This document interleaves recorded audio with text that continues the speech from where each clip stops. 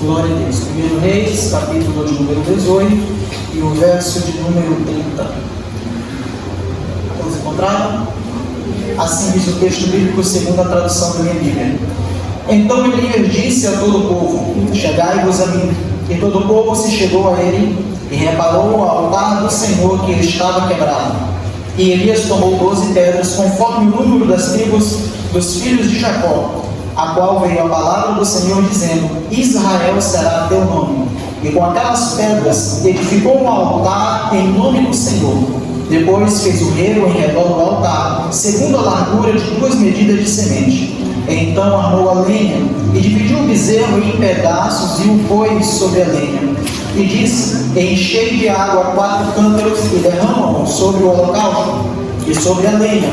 E disse: fazei-o a segunda vez, e o fizeram a segunda vez. Disse ainda: fazei-o a terceira vez, e o fizeram a terceira vez. De maneira que a água corria ao redor do altar, e ainda até o rego encheu de água. Verso número 36. Sucedeu, pois, que, oferecendo-se a oferta de manjares, o profeta Elias se chegou e disse: ó Senhor Deus de Abraão, de Isaque e de Israel, manifesta-te hoje que tu és Deus em Israel, e que eu sou teu servo, e que conforme a tua palavra fiz todas estas coisas. Verso de número 37. Responde-me, Senhor, responde-me, para que este povo conheça que tu és Senhor, és Deus, e que fizeste tornar o seu coração para trás. E então caiu o fogo do Senhor e consumiu o holocausto e a lenha e as pedras e o pó, e ainda lambeu a água que estava no rio. Somente até aqui, meus queridos. Glória a Deus. O profeta Elias, ele é um homem diferenciado na Escritura Sagrada. Desde o início do seu ministério, nos capítulos anteriores, nós vamos observar que Elias ele é usado em níveis muito poderosos na presença de Deus. Elias ele é usado de maneiras extraordinárias pelo Senhor, o nosso Deus.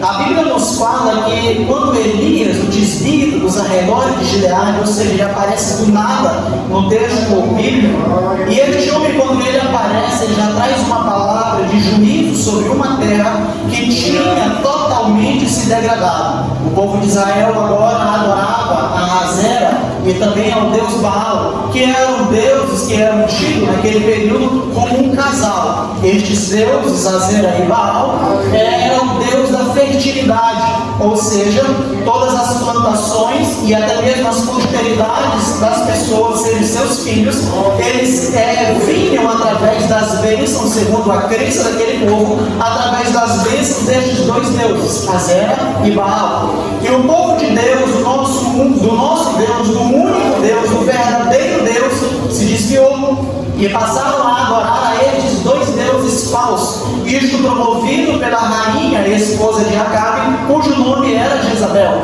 Esta mulher trouxe à tona a adoração destes deuses. E se isso não fosse suficiente, nós vamos observar pela narração bíblica que ela não somente trouxe e instaurou cultos e instaurou altares para a adoração deste Deus, como perseguiu a adoração ao nosso Deus.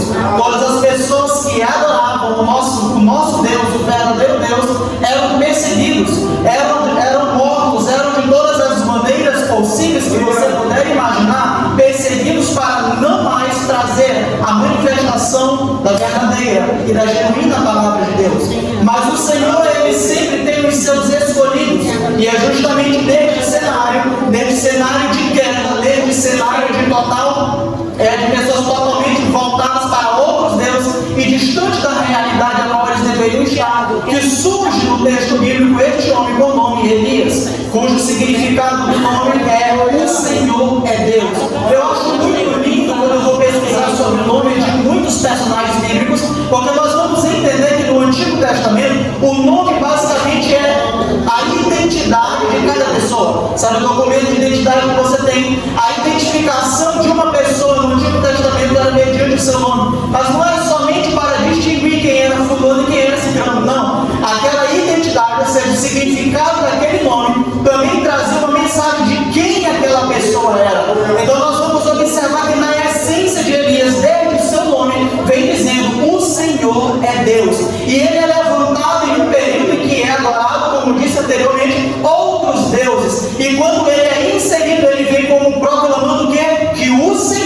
é Deus. Ele carrega em sua identidade, ele carrega em seu nome, ele carrega em sua vida uma proclamação de que só existe um verdadeiro e único Deus, e é o Deus que eu e você adoramos e estamos nesta noite aqui para glorificar e exaltar o seu nome. Nós vamos observar que Deus ele insere este profeta, e quando ele insere este profeta, ele vem já atingindo justamente as áreas que aquele Deus dizia, aquele Deus minúsculo dizia dominar: a fertilidade. A primeira coisa que é possível e que é necessário para que uma terra seja fecunda é que haja chuva, mas precisa haver um equilíbrio entre chuva e sol. Quando Elias ele é inserido à presença do rei Acabe, a primeira coisa que ele traz é uma mensagem de juízo, dizendo: olha, o Deus perante a face eu estou, eu quero ordenar que segundo a minha palavra, não choverá e nem descerá orvalho sobre a terra. Observe que o texto diz: segundo a minha palavra.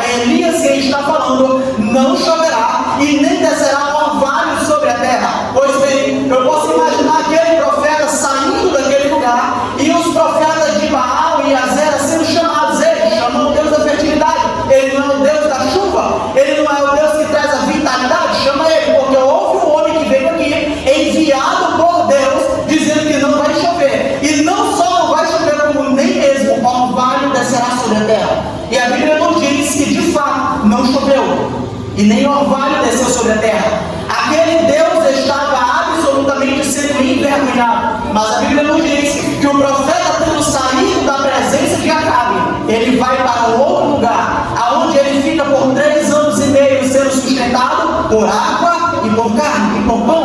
Ali ele é sustentado por Deus, ali o seu vigor é restaurado, o seu vigor é preparado para os níveis que estavam prestes a acontecer. Ele é levado para aquele ambiente, mas chega um momento em que Deus chega para ele e diz: olha, o rio aí, o lago, ele vai secar, eu preciso sair dali, vai para uma outra terra, e lá eu vou ordenar que uma mulher, uma viúva cuide de você. Quando ele chega lá, a viúva que fora ordenada para cuidar dele era simplesmente uma mulher que não tinha mais absolutamente nada na sua dispensa. Os irmãos conhecem o texto, eu não preciso me ater a estes detalhes, mas eu quero focar no capítulo em que nós lemos. A Bíblia nos diz que Deus ordena a Elias: te apresenta novamente a Acabe, porque agora eu vou ordenar que desça água, que desça chuva sobre esta terra. Então ele vai até Acabe, ele vai até ele e marca um encontro através de um outro profeta cujo nome era Obadias. E este profeta, ele diz: olha, eu vou falar para Acabe. Eles marcam um encontro, onde é o local? Lá no Monte Carmelo. Então as pessoas são enviadas para aquele lugar. Só que Elias ele diz: olha,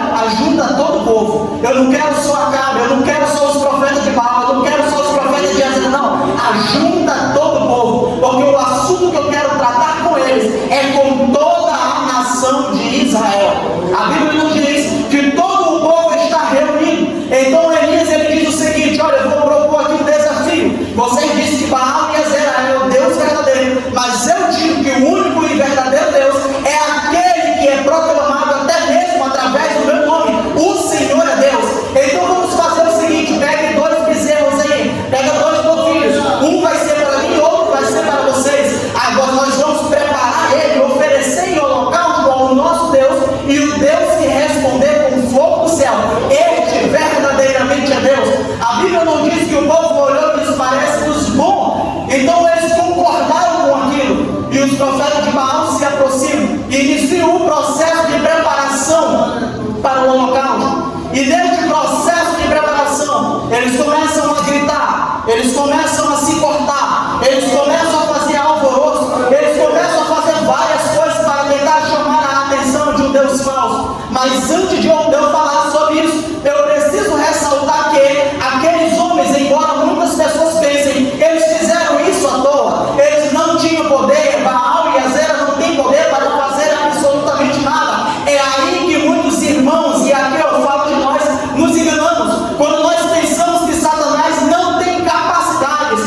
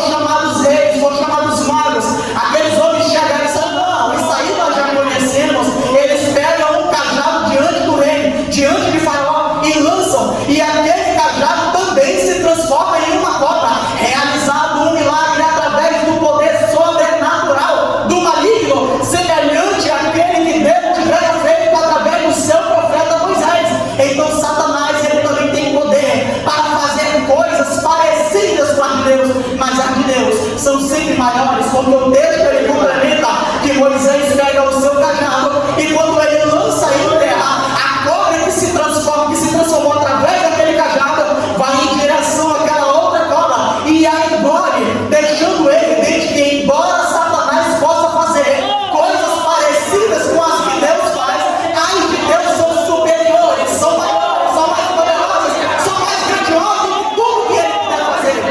Oh, glória!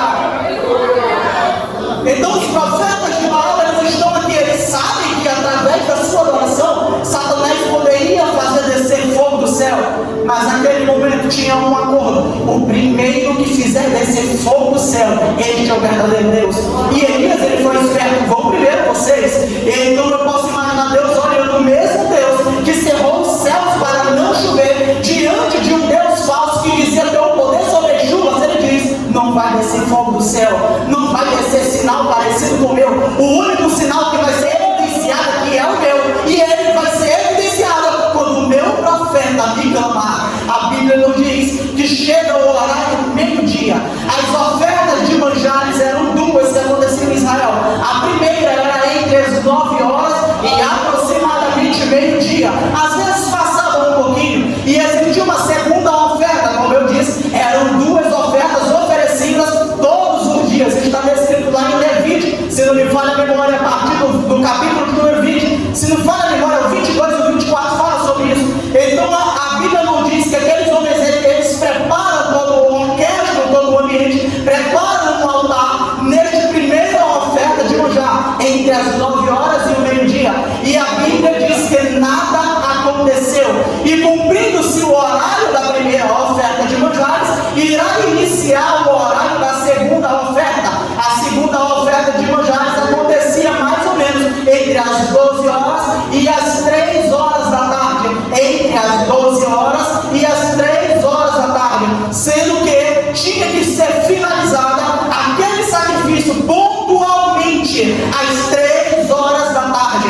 Então eles começam a preparar no primeiro horário da oferta de manjares e nada acontece. Então ele diz: olha, agora chegou a minha vez, já passou o tempo de vocês, finalizou o tempo, já é meio-dia. Olha comigo. A Bíblia diz que ele começa a preparar o altar e aquilo deu um baita trabalho. Por quê?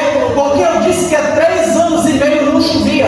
E uma das primeiras coisas que ele vai pedir para aqueles homens é o quê? Tragam água. E onde é que eles estavam no isso? Em um monte. Então aqueles homens, eles disseram: cara, a gente está aqui porque não tem água nem para os animais, porque Obadias e Acabe foram divididos no capítulo, nos versos anteriores, atrás de água para os animais, porque não tinha, iam morrer, e ele está pedindo água. E água para jogar sobre a lenha não é para pegar fogo. Como é que ele vai jogar água? Mas aqui nós começamos a pegar os primeiros princípios que Deus quer tratar conosco na noite de hoje. Eu quero falar justamente sobre restauração do altar de adoração a Deus.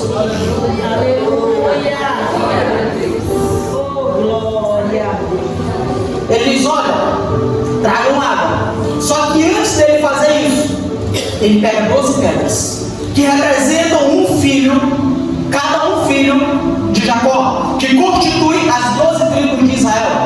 Ele pega 12. E destas 12 tribos, dessas 12 pedras, a Bíblia diz que ele conserta o altar. Ele apenas conserta. Ele não faz um altar novo, mas ele apenas conserta um altar que estava em desuso.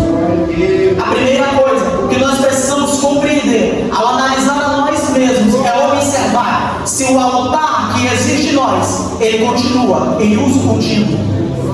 Porque não interessa se existe ou não existe um altar, todos nós que estamos aqui, eu tenho a completa certeza que somos altares de adoração ao Senhor. Mas a grande questão da noite de hoje, este altar, ele está em uso, porque quando entra em desuso, este altar ele vai precisar de reparos. E a primeira coisa que este homem faz, ele pega 12 pedras que representam a cada tribo de Israel e ele reconstrói aquele altar. E quando ele reconstrói o altar, ele prepara a lenha, ele coloca a lenha. Então ele vai, ele pega o animal, ele retalha o animal e ele coloca sobre a lenha. E após tudo isso, o objeto mais raro que tinha naquele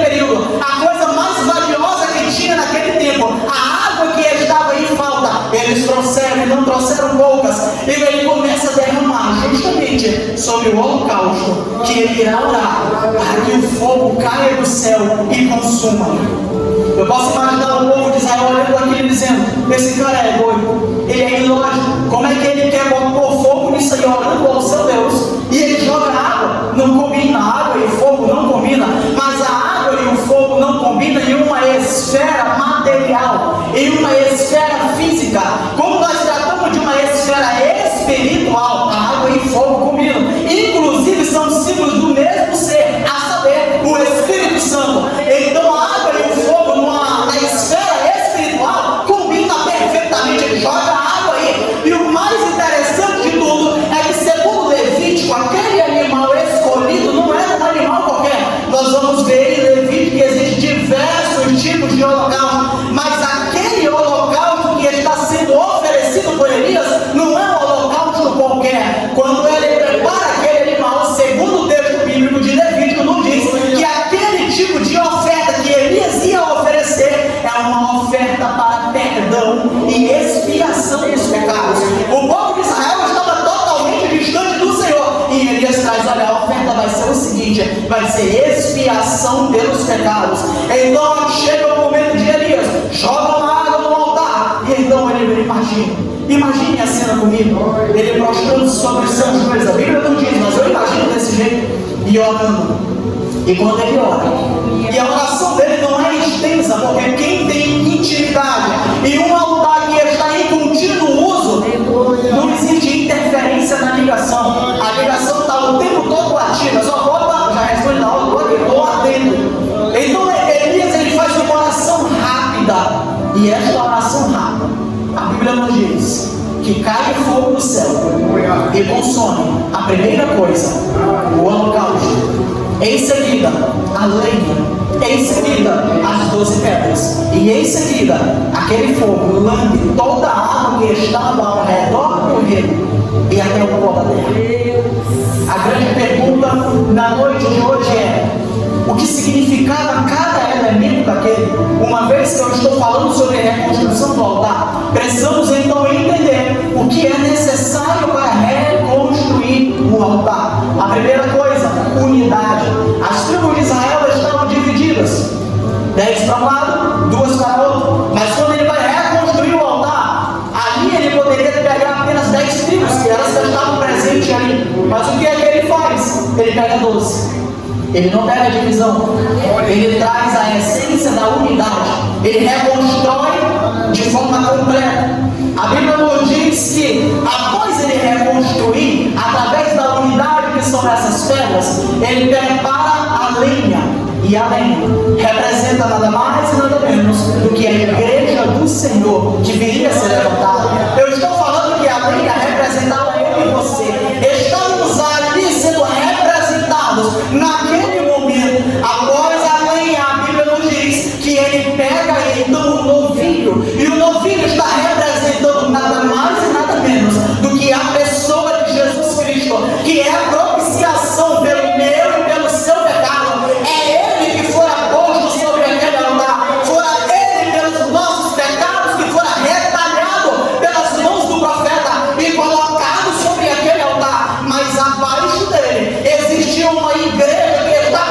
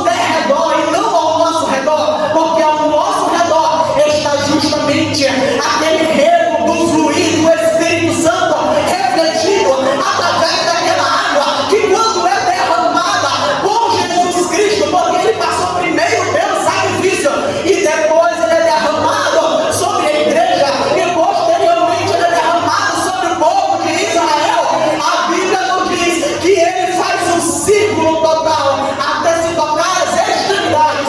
Estamos protegidos pelo fluir de Deus através do seu Espírito. Oh, aleluia! E Satanás não pode fazer nada com aqueles que estão com o seu altar em dia. Por quê? Porque tudo que ele pode fazer é ficar ao derredor, rugindo como que leão. Mas só que nós temos um que não ruge como leão, ele é o próprio leão, o leão da tribo de Judá, é o nosso Deus, e é ele quem luta as nossas batalhas. Oh, aleluia! Elias ora e o fogo desce do céu. Só que tem uma coisa muito interessante, é que o Senhor é Deus, que é o significado do nome de Elias, é muito parecido com o significado do nome de Josué, que é o mesmo nome de Jesus, mas eu não vou entrar nesses detalhes agora. Mas Jesus e Josué, depois vocês podem dar uma pesquisada, vocês vão descobrir que são o mesmo nome na língua original, mas eles decidiram, os escritores, fazer uma mudança para que não aparecesse dois Jesus na escritura sagrada, mas somente um. Então Josué, o significado do seu nome é: o Senhor é a salvação. O Senhor é a salvação. É o mesmo significado do nome de Jesus, cuja pessoa é o Messias de Israel e também nós, o nosso Redentor. Então ele prepara tudo, e quando ele clama ao Senhor, desce fogo do céu. E a primeira coisa que é consumida naquele lugar não é a lenha, não é as pedras e não é a água, mas a primeira coisa que é consumida naquele lugar é o sacrifício, cujo holocausto estava sendo oferecido para perdão e para remissão dos pecados, cujo holocausto estava sendo oferecido para aqueles que tinham destruído o altar do Deus verdadeiro, mas agora tinha sido reconstruído por aquele homem. E aquele homem, quem é ele na história da Bíblia? Não estou falando mais de Elias, mas eu estou falando do simbolismo de Elias. Quem é? O único que poderia reconstruir o altar que tivera sido usado por muito tempo, mas abandonado. O único ser que poderia é o mesmo que está sendo representado sobre a lenha. O único ser que poderia estar sendo representado ali através de Elias é o próprio Jesus Cristo. E é por isso que existe uma similaridade nos nomes deles. É por isso que existe uma proclamação de que Deus é o único e verdadeiro Deus através do nome deles. Porque Elias ali está tipificando a obra de Jesus Cristo. Quando lá em João, capítulo número 1 e verso de número 14, nos diz: e o verbo se fez carne e habitou entre nós, e vimos a sua glória, como a glória do unigênito do Pai, cheio de graça e de verdade.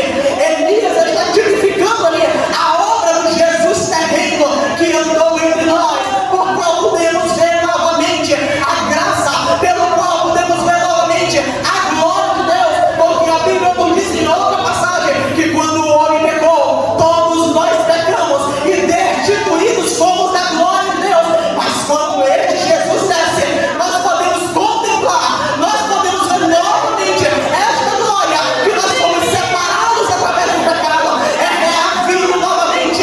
O holocausto estava pronto, Jesus estava preparado, ele orquestrou a preparação, e então ele ora. Oh, aleluia! Atos capítulo de número 2, vai acontecer justamente aquilo que já estava sendo evidenciado através desta passagem bíblica. O sacrifício estava pronto, a oração foi feita, o Espírito Santo estava pronto, o altar estava preparado, o sacrifício estava diante da cruz. E que horário isso acontece? Houve um historiador, Lucas tinha que ser ele, muito detalhista. Ele nos diz que entre as meio-dia e as 3 horas da tarde, lembra de alguma informação que eu disse no passado?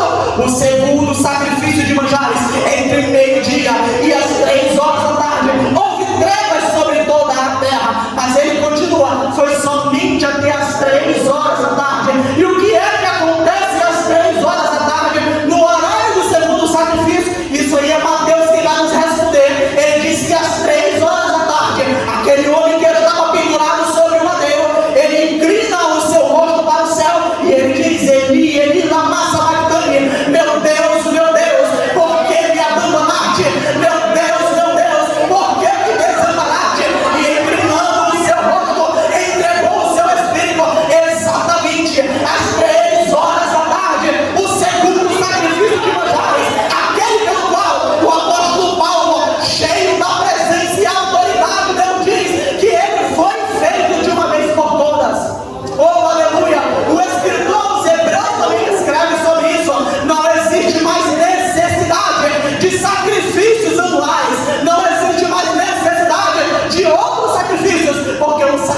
sacrifício, um cordeiro perfeito. Ele foi morto, mas ao terceiro dia ele ressuscitou. Um verdadeiro sacrifício. Ele, antes de tudo, reconstruiu o altar, preparou a igreja, preparou Israel, se entregou por nós, mas ele clama ao Pai, oh aleluia.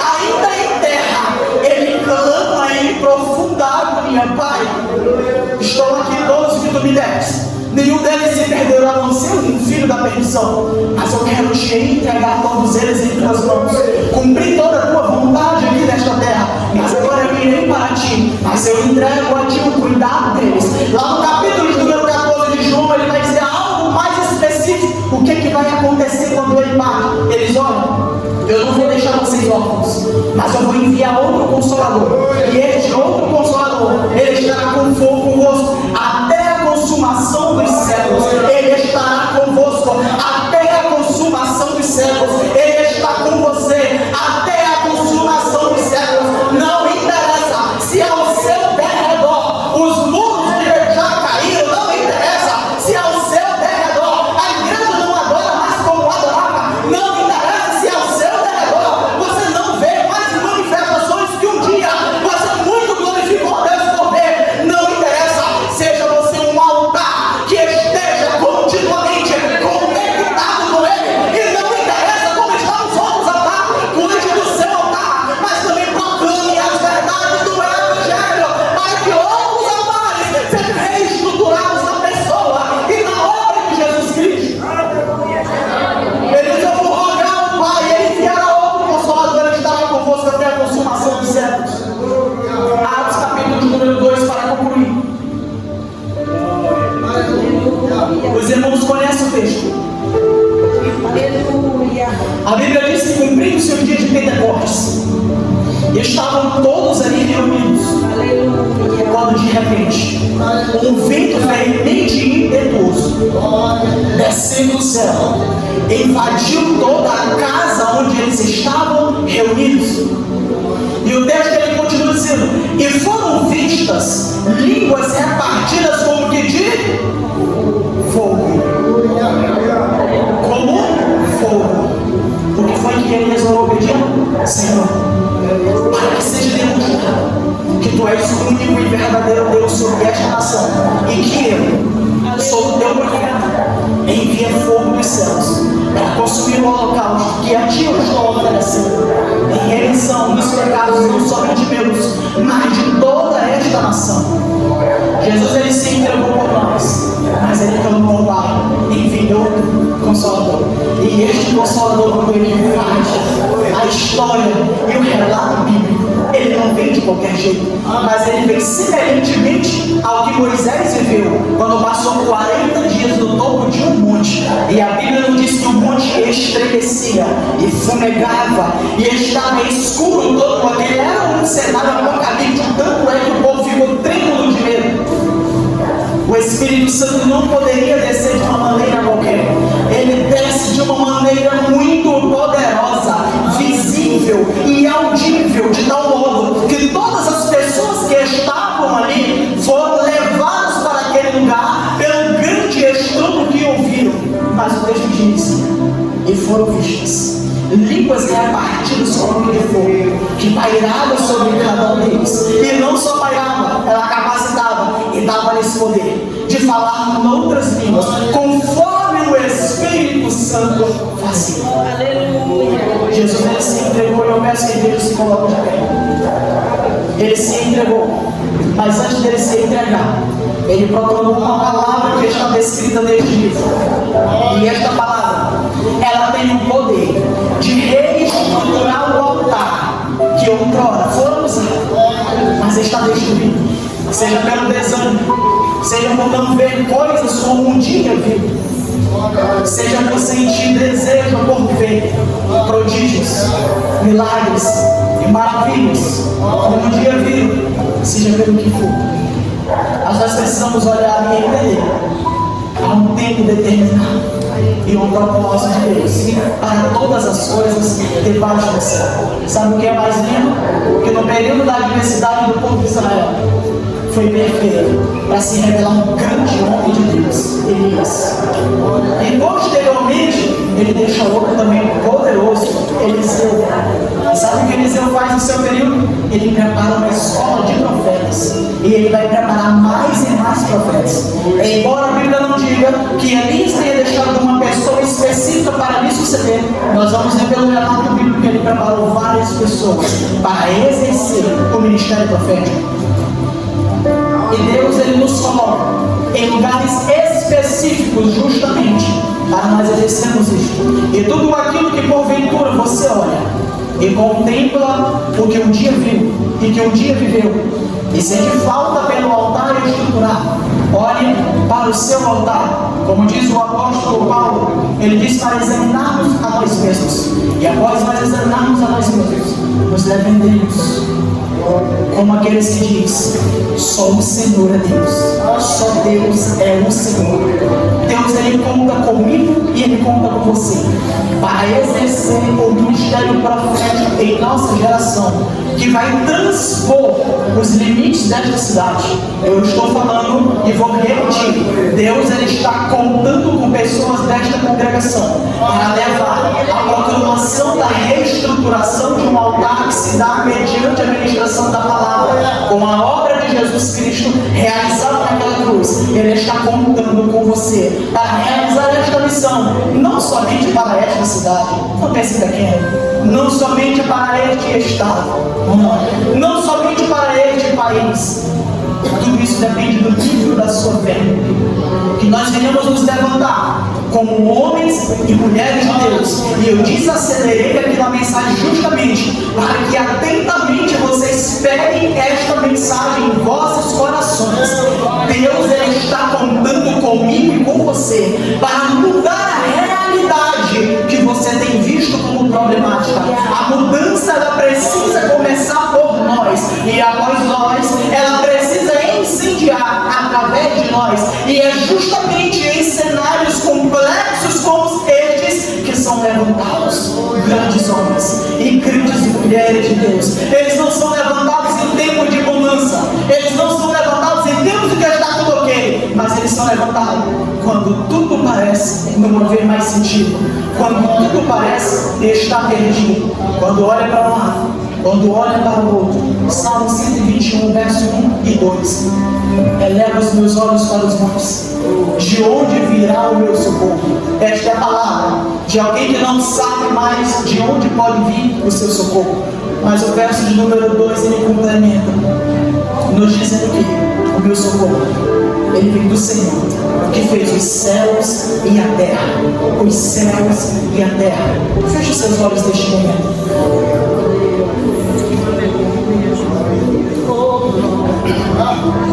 Oh, aleluia. Santo, santo é o teu nome. Oh, aleluia. Nós te adoramos, Jesus. Nós te exaltamos como a lenha daquele altar. Nós ansiamos pela tua presença. Oh, aleluia. A promessa de Israel, ela não é uma promessa a se cumprir. Ela já se cumpriu desde Atos capítulo de número 2. E ela precisa ser evidenciada através das nossas vidas dia após dia. E lá está sendo profetizado de grandes coisas o Senhor faria nos últimos dias, nos últimos tempos. E nós queremos te pedir, Senhor, na noite de hoje, que mediante a tua palavra que for ministrada, mediante a tua graça e a tua misericórdia, que o altar de nossas vidas, que porventura precisar de recados, Espírito Santo, sinta-se à vontade, porque este tempo não é de adoração a outra coisa senão ao único e verdadeiro Deus.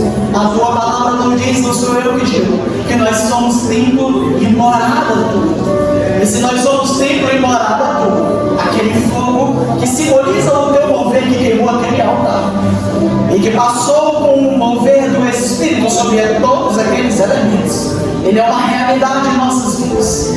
E nós que porventura não estejamos vivendo mais estas realidades, nós queremos te pedir, mediante a tua misericórdia, mude a nossa realidade, para que como chamas do teu altar, como brasas vivas retiradas do teu altar, como proferidas em Isaías capítulo de número 6, que foram retiradas do altar como Adonais, e tocou o lábio do profeta, e nos diz que uma vez que foram tocados, os seus lábios foram purificados. Deus querido, que nós sejamos como o templo imorado do teu Espírito, essas pedras flamejantes da tua presença, e estas pedras sejam tão poderosas em ti, de modo que qualquer coisa que seja tocada por ela, seja purificada, seja santificada, não porque nós somos alguma coisa, mas porque nós reconhecemos que não somos absolutamente nada, mas nós também reconhecemos que tu és o nosso tudo. Te apresentamos o cenário que nós vivemos